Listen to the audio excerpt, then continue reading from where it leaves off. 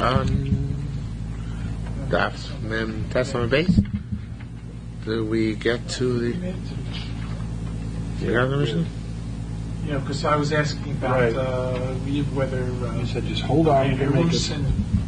a woman that had a roosin. Actually, that comes out explicitly tonight. Funny that we had it. You asked me last night because it comes out explicitly in a few minutes. Okay, Mentes on base of the Mishnah. Allah Chiyud. Iniachlo achid mos. Now, this is actually a lot. These sugyas are basically Yevamah sugyas. Iniachlo achid mos. If your brother, they say it's kismet. It's the way it is. Fate. Can't escape it. Iniachlo achid mos. If your brother left the dead brother left the money around after his death, so the Yava must use it. Yilaka ben karka to buy land, vocal pears from which he can eat the pears. Now the reason for that is that the ksuva is still the only difference, as we shall see later, between a yavam and a regular husband is that the ksuva is still on the property of the first husband. So therefore, that puts certain limitations on him. He cannot sell at will property which began to belong to the first husband. Why not? Because property which belongs to the first husband is stuff which is all meshubah to the ksuva. So therefore, he has to actually have her permission. Well, the one is going to discuss how it would work, how he possibly can sell her property. The property which belongs to the dead husband. It's not her property. It probably belongs to the dead husband because the lien of the ksuva is upon it. So therefore, even though normally if he inherits money, he can do whatever he wants with it, but in this case, not. In this case, Yilaka ben karka. He's got to use it to buy land, vuocha peros, and he eats the fruits. Peros atlushim in karka. If it's fruit which is severed from the ground, Yilaka ben karka and use it to buy land, vuocha peros, and he eats fruit. Okay, so same idea. It's a fruit which is severed from the ground. He's got to buy. You actually sell that fruit, buy land, and he can eat the fruit of the land. Peros and mechubarim b'karka. What if the fruit is now attached to the ground?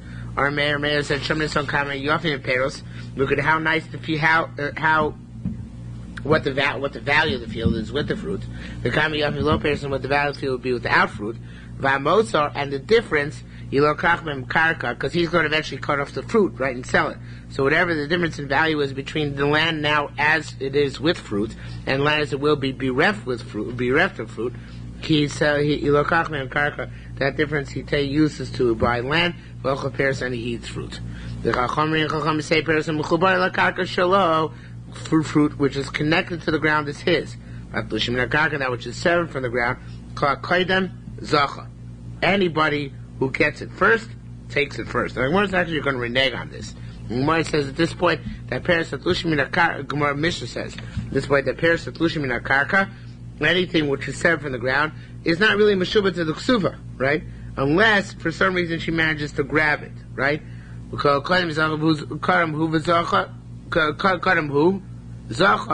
he got it first, he gets it. Kadma, what if she grabbed it first? So then, interesting. Yilakach bem karka. Of course, it's not fully hers, but it gets meshubah to her ksuva. Therefore, it's at that point he becomes required to buy with it land, well, appears from which he can eat the fruit. Kinsa, once he was miyabim the yavama, she's his wife for all matters. Ubacha takes ksuvas on nichse b'harisha, with one exception, that her ksuva is still on the property of her first husband, not of her second husband. Rav Avisham B'Yochanan said, so he says, you know what? That which it says his brother left the money. That money is it has to be taken to buy land from which you can eat the fruit. That's pashut. The chiddush is that even if the money was by him as a pikadon from before his brother's death, still it must undergo that fate. He doesn't inherit it.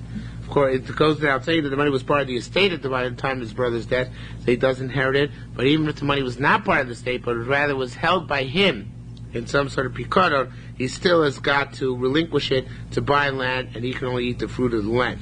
Shalot Tomei, you should not allow to say, Ho vani hu yoresh, since I'm his heir, Shalihin, so this money is mine, and I'm holding onto it, I'm not going to relinquish it. That's why I have to say that kind of tefisa, that holding onto it does not work. Rav Obisher said, Leis kan shalo. You know what? It says in the Mishnah, Perasam chubarim lakarka, the fruit which is connected to the ground, shalo, it belongs to him, to the Yavam. No, it's a mistake. It's really shalo, but not really shalo. But it's a Meshubat Torah also, and therefore he has to use it to buy land and give, and he can eat the fruit. But the land is under lien to her because of her ksuva. El haida mila. So why is this mentioned separately? If really everything in the state goes to under shiba to ksuva, so why does it say peres mechubarim as a separate case? It also is no different than anything else, which has to go under lien to her ksuva. So it says there Gemara, Laheda Mila, why is it mentioned? Shim Kata Ma Yoresh V'Tafas. Interesting halacha. If the Yoresh came, the heir, meaning the Yavam came, and grabbed, right, then the Motzian Miyad, it says Emotzian, but it should be Motzian Miyado. Now this is only if he grabbed if he grabbed the Carbonator changes actually that that the Yoresh the Yoresh grabbed the Peres Mechubarim, we take them out of his hand. In other words, he has no right to hold on. Now that's a contradistinction to Tlushim. Tlushim, if he grabs, he has the right to hold on to. Peres which are already severed from the ground. But Peres Mechubarim la Karka, he has no right to, if he agrees and he grabs onto them, he doesn't get to keep them. They have to be sold to buy land from which she eats the fruit, but the land itself is under lien to the ksuva of this woman. So it's interesting halacha which comes out here. Everything in the estate, lock, stock, and barrel, is under lien to the ksuva of the wife, even after she goes and marries the yavam, after she misiabemis to the yavam. The one exception to that is peres atlushim min hakarka, fruit which is severed from the ground, not money, but fruit which is severed from the ground. If he grabs it, he can keep it. But not peres mechubar lakarka. If he goes in the dead of night and harvests the land, harvests the fruit, he has to give that back. In other words, he has to sell it and sell the fruit and buy land from which he can eat the fruit. But the value of the fruit itself, since it was part and parcel of the estate, is under lien to Ksuva, and he has no direct jurisdiction over that. Well, it's as if the fruit is still connected. It is connected to the land, so it's as if it takes on the property of the land itself. Right, that's what it's saying, exactly. Now, so that's one of the questions, is this true also by a creditor? Loke and Tanya, do we not learn, in this brisa, Yoresh Balchov, a Yoresh, an heir, or Baal Chov, or a creditor, should call them Echamem v'Tafas, if one of them come and seized property. So we say in this case the carbonator learns that it's Ein Motzim Miyado. It's a contradiction. Here we don't take it from the hands of the grabber. So what do we do with this brisa? Rabbi Acha Braula said, Dishmina Minada. Let's hear out of here that the Baal Chov, even if he grabs mechubarim, stuff with the creditor, even if he grabs stuff which is connected to the ground, he doesn't have to relinquish it, as opposed to our Mishnah. Why? We'll see much later, but he doesn't have to relinquish it. Hikdish Tishimana. So it's a very interesting case. Well, not very interesting, but somewhat interesting. Hikdish Tishimana. Somebody consecrates $90 of Vayachav Me'amana, but he owes somebody else $100. So needless to say, he had no right to. He shouldn't have makdish this because, morally and ethically, and halachically, he's required to give it to his creditor. Yet he was makdish his property. So in this case, mostly for dinar, the creditor comes, gives $1 to hekdesh. That's it. Something symbolic amount. We'll put it in the chasim alone, and he redeems his property. He takes it for his debt. Losov for dinar. Not a dinar, you don't even need a dinar, which is like, say, $1. A feel kosher, even a pruta. Only shloya hekdesh nira kiyotzi blo pidyon. Only that it shouldn't look like hekdesh is exiting from its status of hekdesh without any redemption whatsoever. Rav Yochanan said, yet, despite the fact that he can redeem it, at the time that it is hekdesh molim me'ilah gemura, it's considered to be a complete and total me'ilah if one has benefit from it before it's redeemed, which argues on the immediately previous Gemara, which says that you can redeem it for a small amount because it is not really hektish. He's saying it is really hektish, just that later on, the guy who has the debt outstanding can come and undermine its hektish status. So now the Gemara asks a obvious question. The kasha imolim bo mila gmura, if there's complete and total ilah, which means it's bona fide hektish. If that's the case, nifta, when it's redeemed, it should be nifta, redeemed b'shava for its true value. And if eno nifta b'shava, if it's don't have to redeem it for its true value, so then lo yimalu bo mila gmura, there shouldn't be considered to be complete meila on it. So it says Moramana Kayman. What are you talking about? They were talking about fruit which is still connected to the ground, absolutely, totally, lock, stock, and barrel. There's no meal at all. Is any meal by land, by real estate? What are you talking about? When we're talking about, obviously, the prohibition of meal, we're talking about bikama. We're talking about grain which is already grown, but not yet severed from the land. Okay, it's grown. It's standing grain, but it's not yet severed from land, it's not yet harvested. So in this case, the halacha is very interesting. If the gizbar, meaning the treasure of hektish, of course, came and grabbed the grain while it was still growing and harvested himself, right? So in that case, it's not really, he can't, you can't take away from him because he has the right to say, well, this was made hektish, and this was made hektish. It's my right to come and take it. Right? Thank you. So there is me'ilah because now it's going to be told mechubar lakarka because it's not me'ilah though. Huh? Treasurer of hektish. Oh. Why is it me'ilah if he's taking it for hektish? No, if the gizbar can come and take it. If somebody else comes and take it before the gizbar gets it, so that person does transgress me'ilah. Okay? Nevertheless, despite the fact that a person who comes and takes it does transgress me'ilah, on the other hand, when since it's not total hektish yet, because it's still connected to the ground, and even though it's talking about kama homedes liktzor, it's grain which is on the verge of being harvested, so it's in a twilight status. On the one hand, it can be made hektish, and there can be milah because the gizbar could come at this point, grab it, chop it, and take it away as hektish. So therefore, it's considered to be hektish. On the other hand, there's not, and therefore there's milah, right? On the other hand, since hektish has not yet fully taken possession of it, just like roy to take possession. So therefore, if somebody comes to redeem it, a creditor who anyway has first dibs on this property, so he doesn't have to redeem it for its full value. He can redeem it for a symbolic amount. Okay. Now, the only reason I can understand why this works, to be honest with you, is to say that we're dealing here with the Rabbanans. The fact that well, actually, let me wait to say that. Let me do a couple more lines. So it says the Gemara. What? You know why I say it works? But the bottom line here suffers. No. There's an anti-bottom line Gemara. Because the primary bottom line we're concerned with in Am Yisrael is Hektish bottom line. And here the bottom line of Hektish suffers. Yeah. My primary concern is not Hektish's, but the yeah, but I don't think that's true usually. I think usually Hektish's bottom line would supersede a private person's bottom line.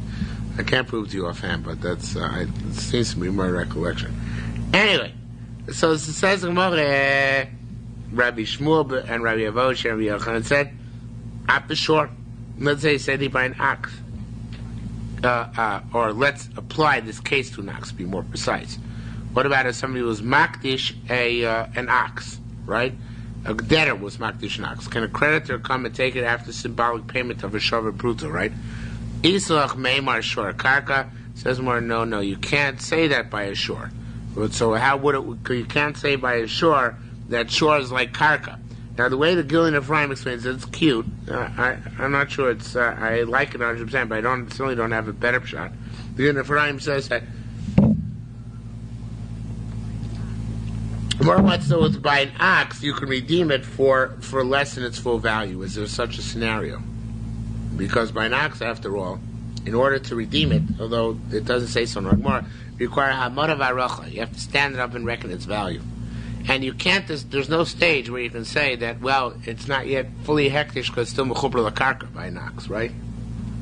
So therefore, where by an ox, if in order to redeem it, you have to give its full value, you have to stand up and reckon its full value, where by an ox is there ever a parallel case where we would say that the creditor just has to redeem with a symbolic amount and he can get the object out to pay off his loan?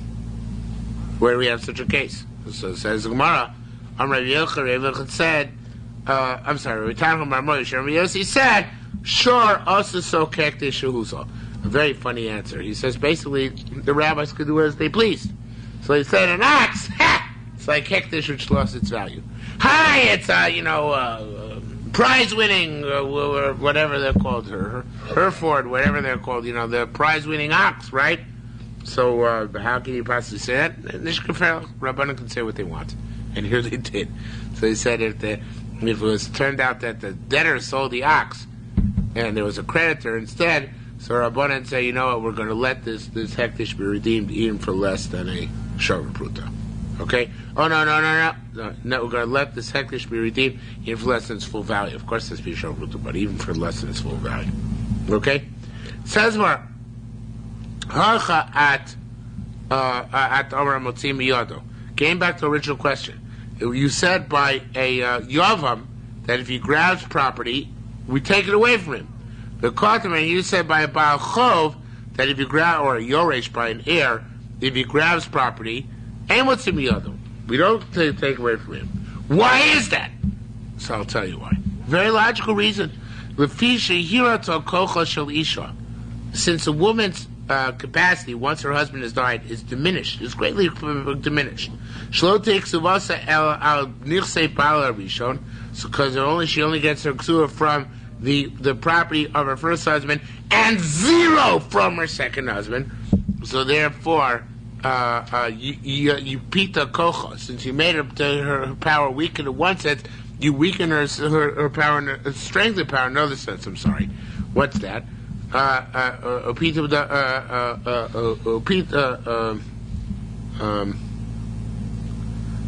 kocha b'davar hazeh shim koydem hayoresh v'tafas.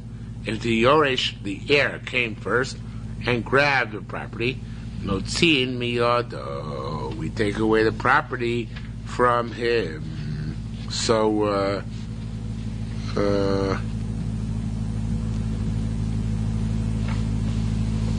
I read that line not to the best advantage. Let me read that over again. There's a third line from the bottom. The fishe rat kocha shalisha, since you gave the woman less power, her property is only included upon her ksuva is only based on the property left over by her first husband. You gave her more power in this manner. If the Yoresh comes and quickly grabs whatever stuff it is, the Yavam comes and makes a grab for whatever it is, Motzim b'yado, we take away the property from him. So, so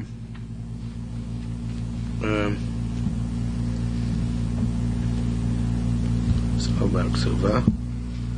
1 second.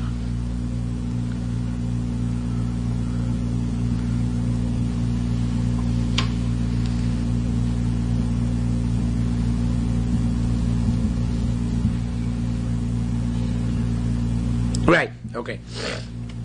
It's a Durabanan. It's a simple Durabanan. I mean, it's all Durabanans, but the idea here is like this. By a Baal Chov, by a Baal Chov, he has nowhere else to go. We're not protecting anything from him. From the debtor, from the creditor either. He just takes what he can find. And he's allowed to keep it. By a woman, we need to provide her for protection. Why do we need to provide her for protection? Because her ksuvas, if she gets a ksuva, her ksuva is only going to come from her first husband. So therefore, if in the case where we have a Baal Chov, who's actually the guy who's suffering, right? Because he's a creditor out his money. So if he goes in loan sharks, we let him keep the money because How else is he going to collect from this deadbeat, right? By a woman, it's the exact opposite. If we let the Yavam keep what he grabbed, so it's going to deprive the woman of a potential shibud for a ksuva. Right? Because she only gets in the property left from her first husband. So therefore, in the case of the Baal Chova, the creditor, we let him keep what he gets. Because he's the good guy.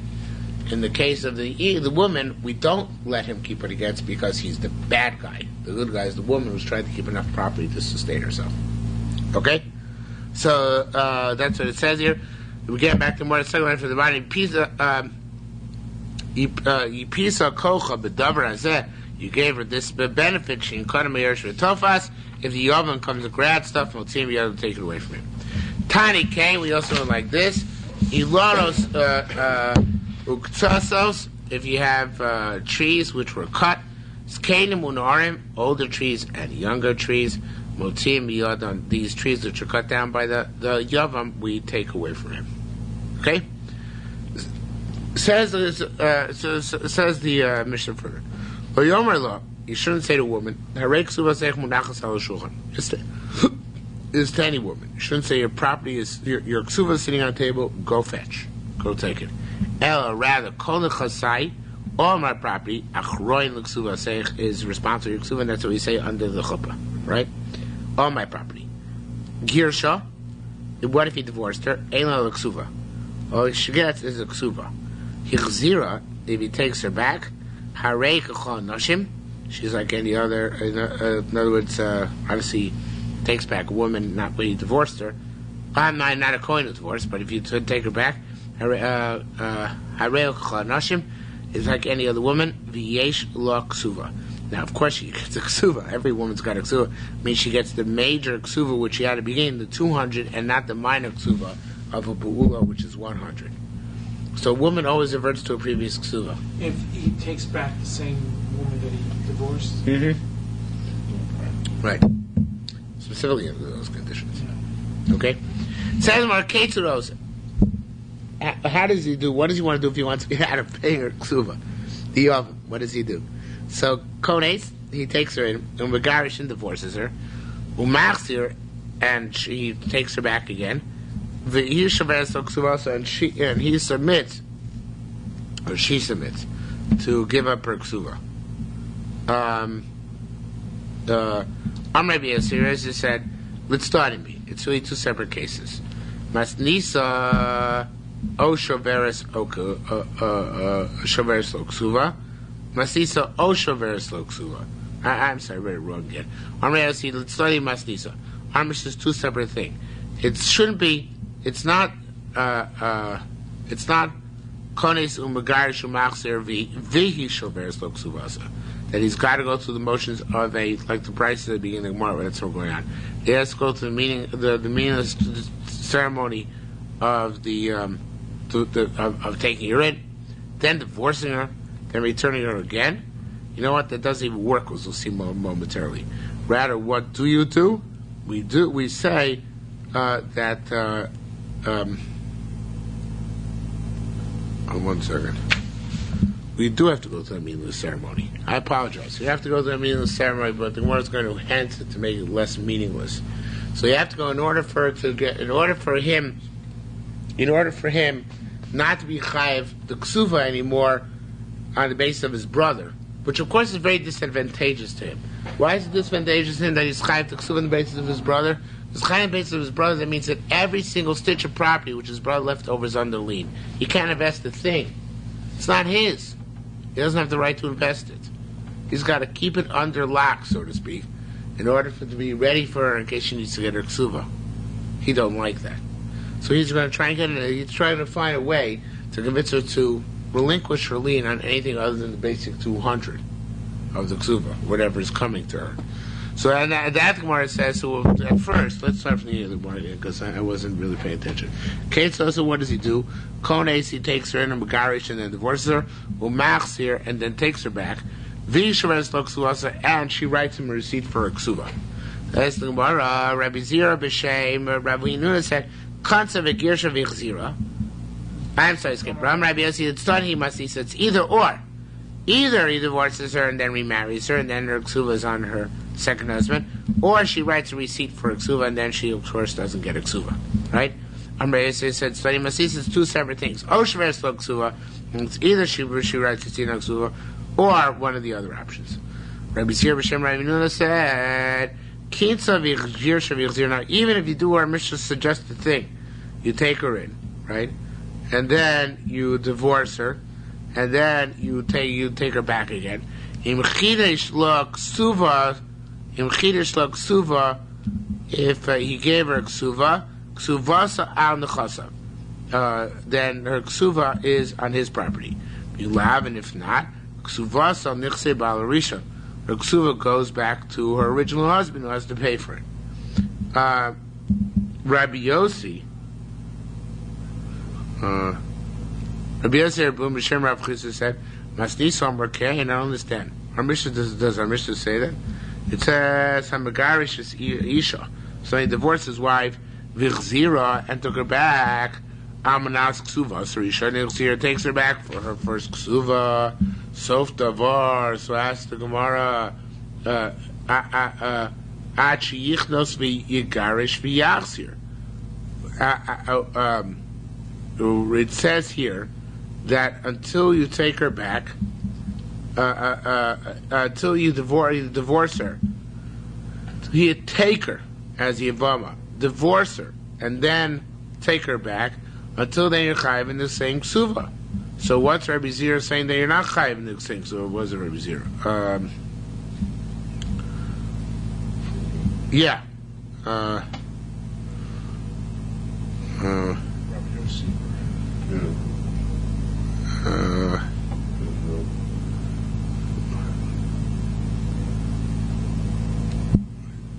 What's that?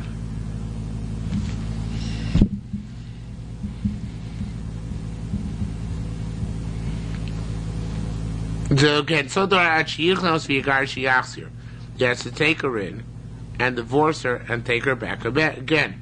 So if that's the case, what is Rabbi Zera saying? That's actually a quote from the Brisa. So what's Rabbi Zera saying, which is not in the Brisa? So it says the Rabba Aslamei Marcha. He's going to tell you a greater chiddush. I feel kitza v'chzira v'girsha v'chzira, and this is what we've been saying kind of all along in our running commentary here. That I feel v'chzir kitza v'girsha v'chzira.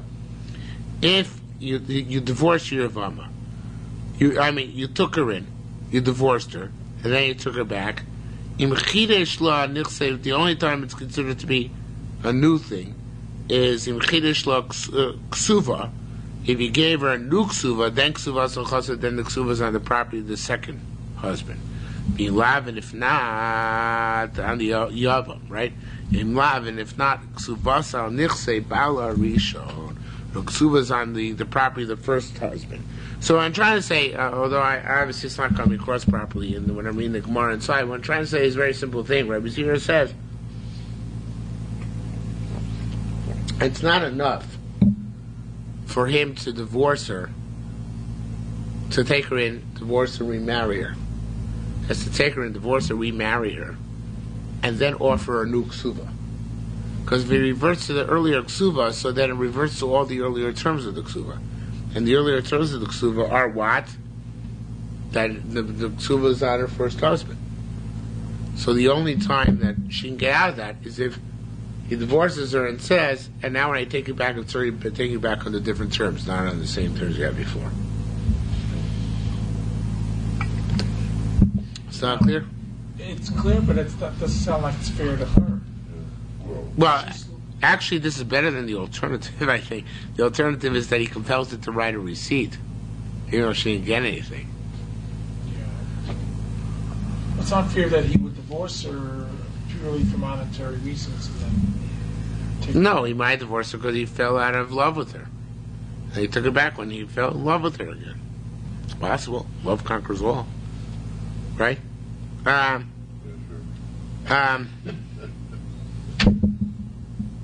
We're getting married soon? Something like that. Says the Gemara.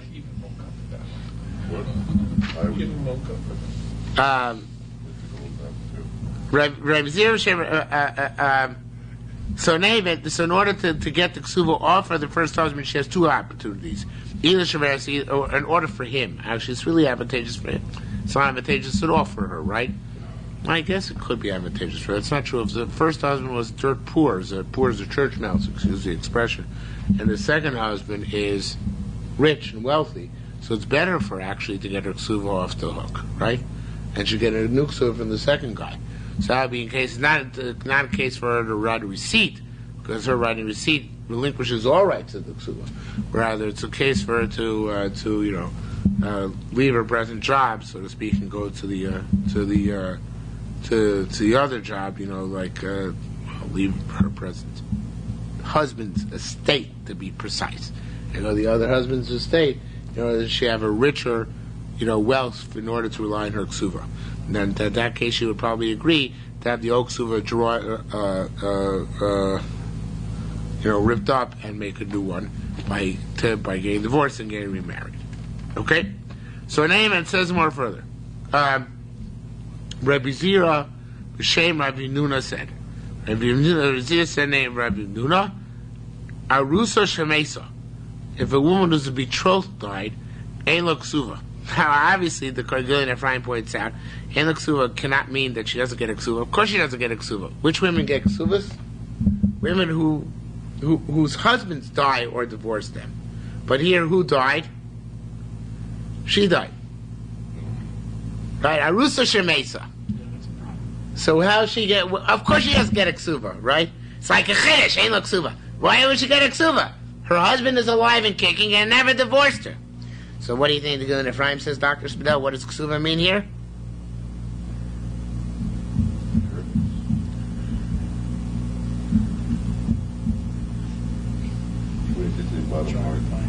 Obviously, it's the bottom line, but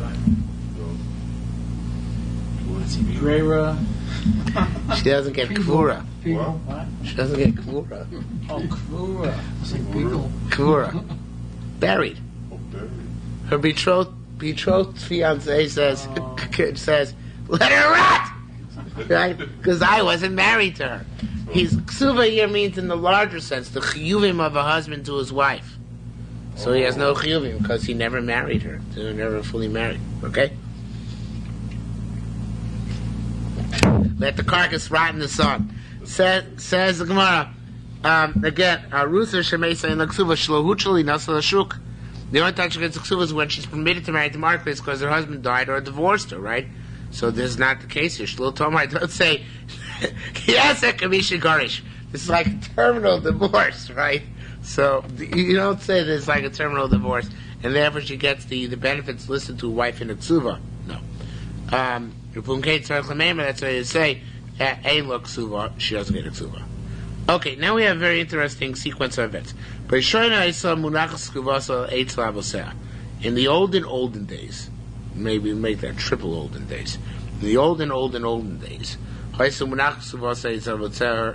money for a ksuva was held in escrow by her parents. Well, the money was not money which is in play for him. There's anyway money which is separated for him, so it would be relatively easy for him to divorce his wife. You see why? Because already that money that fine is out of his hands. Why should he be concerned with it, right?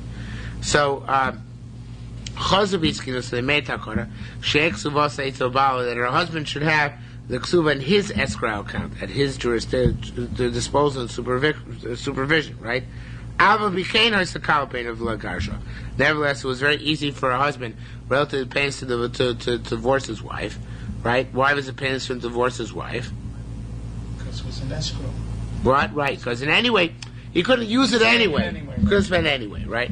So it says more, so therefore, the Chazaviskina, they decided to make the Chana, Sheye Adam Lokeh B'Ksuvas, Ishto, person could buy for his wife's Ksuva, Kaisais, cups, Ka'achais, plates, Tamchuyim, pots.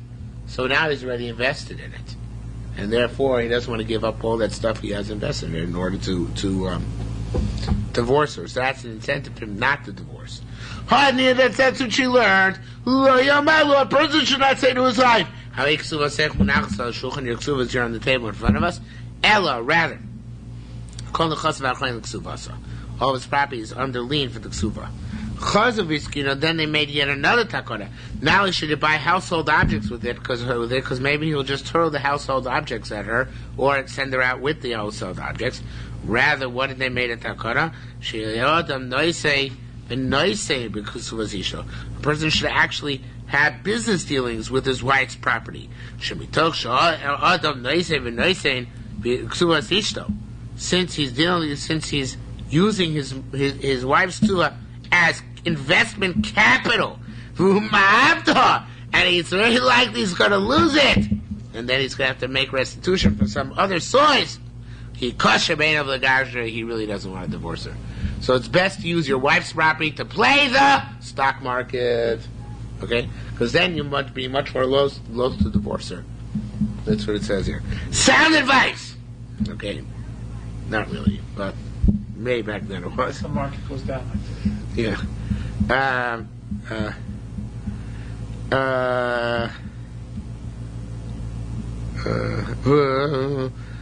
Says Voy Hiskin. Here we said, who made the takana? Shimon Shetach, thank you. So it says Rabbi Hiskin. What?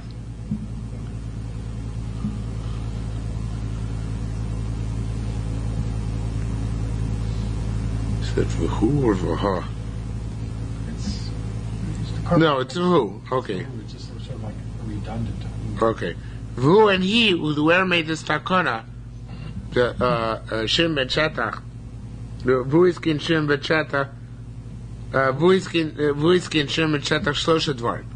He, Shem Ben Shetach, made 3 takanas. One is this one: a person should be able to use his wife's ksuva in order to vest. 2, their kids should go to school. It sounds like even girls had mandatory education back then. And 3, he decided that that glass vessels are makabel tuma, and the reason is because why would glass vessels not be makabel tuma?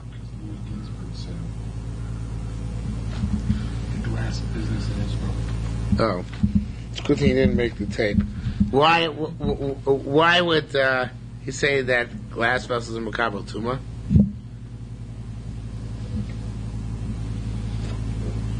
It's like metal; they can be melted down. Oh, that's right.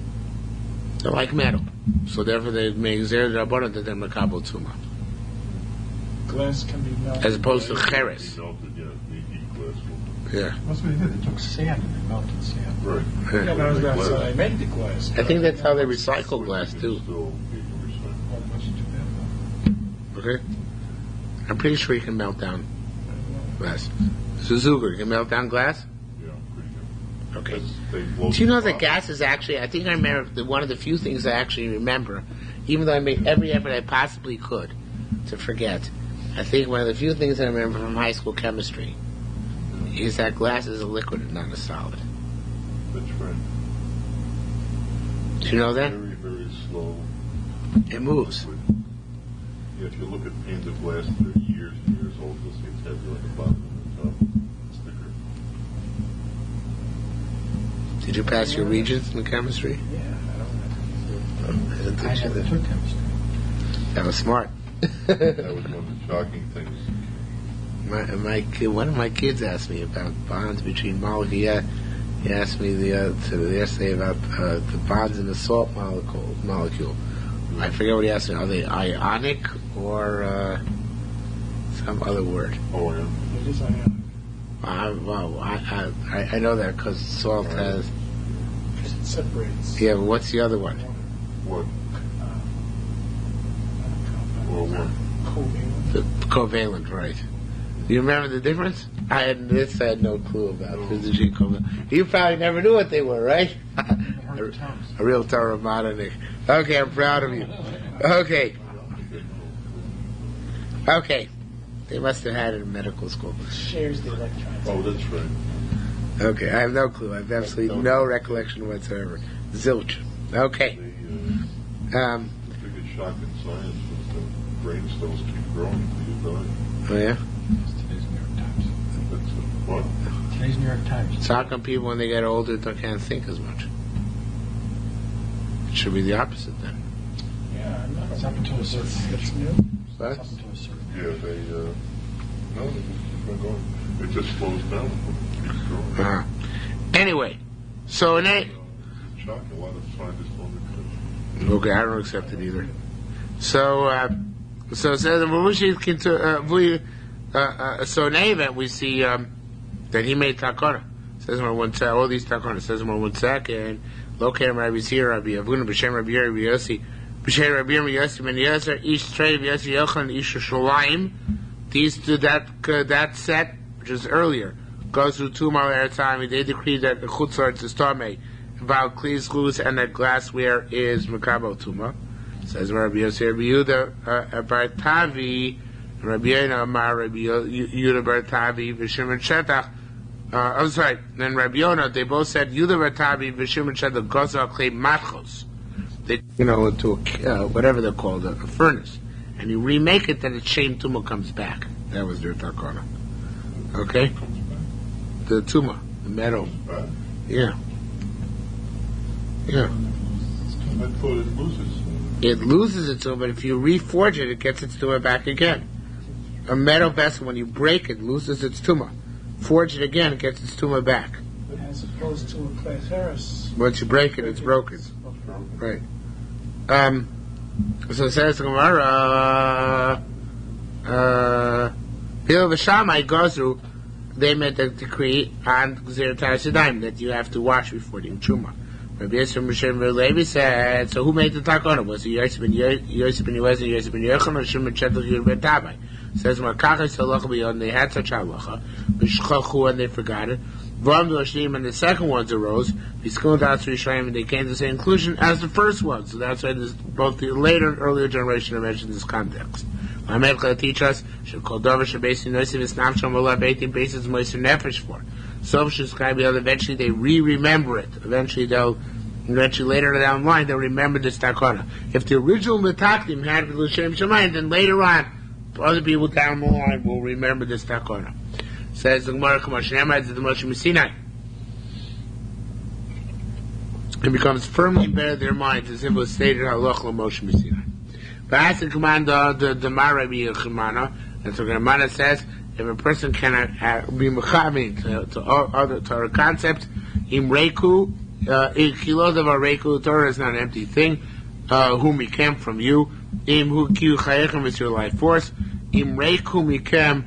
If it is empty for you, Lama, why is that? She'en atem yigam, but you don't toil into her sufficiently. Ki have kiu chayechem, because it is your life force. And when is it your life force? B'shasha atem yigam, when you are toiling at it. Okay. Says the mission further. Anshal Risha Shnaflu Perak Kosef. Hakosef Yishal Din Dvarim. Somebody writes to his wife, Dina Dvarim, in other words, any litigation, Eli bin Chosayich, he renounces all claims to a property. So, says Gemara, surprise, it's baloney. Hareza Ochel. He'd never do a priest. Right, right. He'd never do anything like that. Right. Hareza Ochel Peres, he continues to eat fruit. He mesa, and if from these fields. He mesa, if she dies, your shoy inherits her. Okay, lama kasala din dvar. So I write din dvarim. I have nothing to do with you. And chasayich means she marchav nasakaim. All he's giving her permission to do is the relatively narrow confines of buying and selling fields. Okay, kasala din dvarim only alayich uveperosayim. If he says I have no claim on you, neither for the fruit itself nor for its fruit. I'm sorry, either for for what? The land or the fruit. Land of fruit, right? He doesn't get to eat the honey in her lifetime, right? The mesa, he doesn't get to eat the fruit in her lifetime. The mesa, if she dies, you are sure he still inherits her. It's just a bad for eating fruit during her lifetime. Rabbi Yudomer, he always eats the fruit of the fruit. In other words, it doesn't stop anywhere down the line. It's like Yavamas tzara. Right? It transfers from tzara to tzara, and so to his relinquishing, or renouncing all rights, continues from crop to crop to crop. Until he writes it, unless he writes there. Relinquishes all possible rights in it for all generations down. Kasav law, if he writes there, Dinu Dvarim ainly b'nechasayich, u'perosayim, perosayim, b'chayech u'mosech, even when you're alive, and even when you're dead. Ain't no can't eat fruit during your lifetime. The Mesa, and since he said even when you're dead, ain't no Yorsha, he doesn't inherit her, right? No. You can't get out of inheriting. Mesa Yorsha, if she dies, you inherit her. I mean, Nesha Kosu, Nesha, Hitna Mashkosu Torah, not to inherit her is a Tanaya Mashkosu Batorah, making an addition against that which is in the Torah. Chamas the Mashkosu Batorah, anybody says something against that which is in the Torah, to know about till his condition is null and void. Rabbi Yochanan, B'Shem Rabbi Yana said, B'Shalo Konas. If you want to relinquish your property, say, there's a very fundamental sugi actually. You want to say, Dinu Dvarim Ein Mechasayich. You come to your wife and say, my dear, I have nothing to do with your property anymore. How much can she rely on that? You go home tonight. Garnished, right? Right. Why is that? Because he doesn't need it. Words are cheap. Talk is cheap, right? However, what? As we learned in the afternoon. Wait a minute, were you hear something? What? Were you hear something? Rabbi? You're right. I said, if, however, you already married her, the din of Dvarim does no good, because you cannot lose your rights rights already possessed. You can reject rights which are supposed to come to you and say, I don't want them. But rights which are already yours, you can't reject just with words. The only way you can reject them is with deeds. Okay? So it says, or a certain strong type of words, we shall see. So,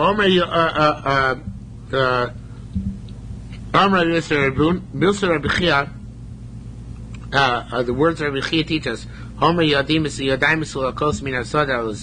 person says, my hands are removed from this field, and my legs are removed from this field.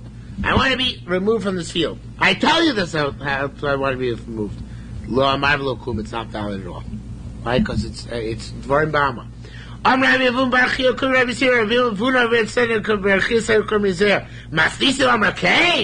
I wish to say this? There's not sufficient language in order to lose your property. What about the Tzniya Tama? We learned over there. Misha Nosu Shtei Noshim, so he was married to two wives. Umachas that side and he sold the field. The Kosser Yishar Lo Kech, and the first wife said to the buyer, Dinu Dvarim Ainli, I relinquish all possible claim on this. Amanashniya, the second wife, she didn't write that. Well, it seemed that she didn't get up and take it from the buyer. Holy Shayna Lo, but not the first one. So we see that her writing, she relinquishes all rights, suffices, even though she's already even though she already had full of the property. Says the more no. Very cute answer. He said, Kol Gamra Amara. All of this precisely teaches us that a person cannot lose his rights in this fashion. Why? Because here it should be instead of Elokan, Elokain. If that was the case, Afilu, even it should be Midei Shniyah Lo Tatzir Shana. First one should not take from the second one. The opposite of what it says here. And it's a fascinating thing.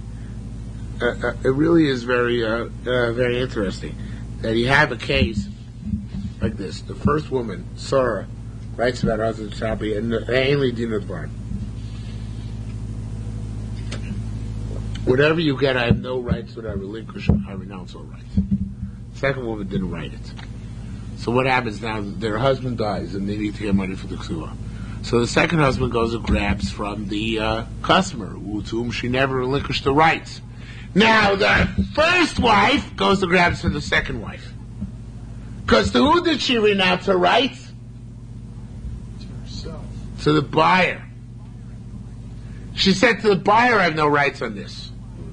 But if the second wife, who didn't renounce her rights to the buyer, went to the buyer and took back the field, now the first wife could take it from the second wife. Amazing concept, isn't it? Makes sense. Makes sense. Aye. So if that's the case, it must be that we hold dinut dvarim. Doesn't matter, right? So why, the fact that she announces insufficient. So why she can't take back from the property herself, right? The first wife. So I'll tell you why she can, because he goes 7 slow. She wrote to the buyer, Kol arar sheshi basada zu, any protest I have in this field, hili imach, I'm not going to have with you. So it's interesting what she says here. Dinut dvarim, to renounce all my rights in the field, that I can't do when I already own the field. Maybe beforehand, there's more we'll ask in a minute, what about can I do beforehand? But I can't renounce it at the time. I already own it. But what I can do is I can agree that non-aggression pact. In other words, if you buy the field, I'm not going to make you trouble for it. But if my co-wife gets the field from you, then I can go after her because I didn't relinquish my ownership. Okay? So it says more, any protest at the field, zoo, in this field, I don't want to have anything to do with you. Kasav lo, kasavto lo, kasvasalo, just if she wrote to him, he wrote to her, I'm sorry, and she wrote to him, they both, it seems like the husband and wife wrote to each other. One said dinut dvarim mainly, and the other said dinut dvarim have nothing to do with yours, and the other said have nothing to do with yours. So it was a very romantic marriage they had, right? So each one said they relinquished their rights, their property rights.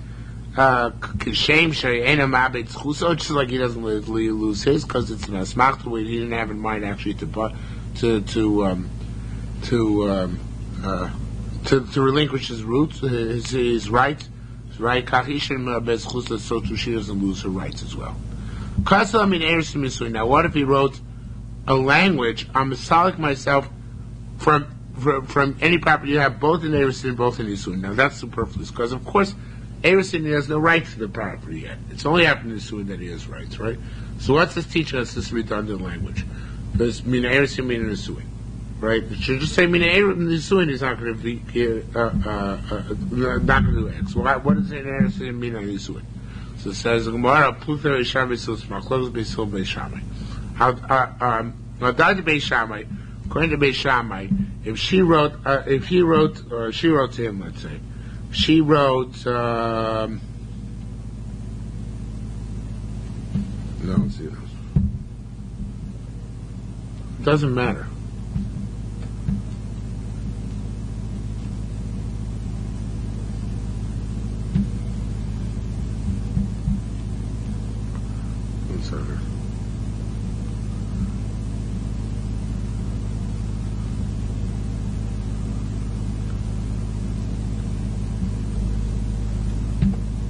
Yeah, okay, I got it now.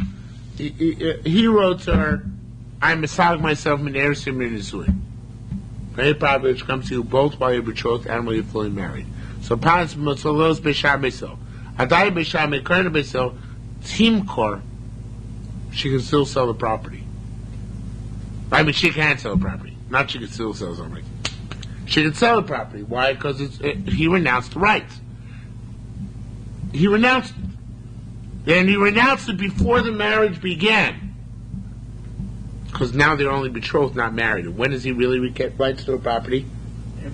After. So if he just renounced it by saying Erusin, obviously doesn't work. Even if he just renounced it by saying Nisuin, that doesn't work either. But if he said Erusin, Nisuin, Beisham, that's good. But still says no, Lotim Court, that doesn't rid her of the onus. She still can't sell the property. Rabbi Yirmiyah asked for Rabbi Zera, what if he wrote to her, I have no claims to lay against your property.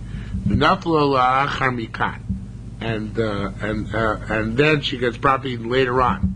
Now, what do I say in this case? Do I say perhaps that that he can be mistalik because he doesn't yet own the property? We said in Amar that the only time he can't be mistalik is when he's already in the property, right? But now he says it's true he's already in some property, but other property falls to him later on. So can he be mistalik from that? So it says more. No, I'm Rabbi B'Yesha Damasta Davar Shena B'Yeshuso. You can't make a condition saying which not your shiur. It's like a Davar Shalom. You can't make conditions on it. Fascinating concept. What happens is that we had a question when he wants to mistalik himself from property which will fall later on. So it says more. He can't do a property which will fall later on either. Why he can't do a property which will fall later on? Because it's not yet his. You can't make conditions on a Davar Shalom like that. Okay? Is that clear what I just said? You can't make conditions on Davar Shalom. All right, Rabbi Boom Bar Chia, Kumi Rabbi Zira. It's not double shalom. Well, I'm sorry, Davar Shem B'Shuso. It's not in his jurisdiction to make conditions. Rabbi Boom Bar Chia, Kumi Rabbi. Yeah, still the same issue of lack of Gemira status. Yeah, right. And therefore, what he said is also still just words. All right, Boom Bar Chia, Kumi Rabbi Zira. Mizchusat lo made chiyuvo. From his merit, you learn his demerit. How do you learn that? So the who explains it?